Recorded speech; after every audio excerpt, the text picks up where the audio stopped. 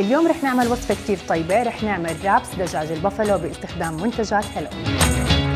رح ننزل الدجاج المقطع لقطع كتير صغيرة، رح أنزل الفلفل الأسود، ورح أنزل بهارات الدجاج، وآخر إشي بننزل الملح. هلأ بالنسبة للبافالو صوص، نزلت الزبدة ونزلت عليها السيراتشا صوص، رح أنزل السكر البني، وهلأ رح أستخدم الهوت كاتشب من هلو. رشة ملح خفيفة، رشة فلفل أسود، وهيك صارت الصلصة معانا جاهزة.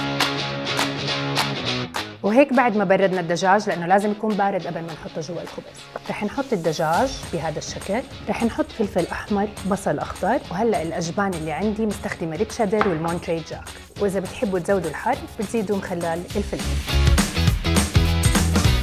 رح نعمل الصوص، رح نحط الجارليك مايونيز من هلو، رح أضيف له اللبن، عصير الليمون، شوية سيراتشا صوص رعتة فلفل، ورشة ملح. وهيك صارت وصفتنا جاهزة، لازم تجربوها بتشهي.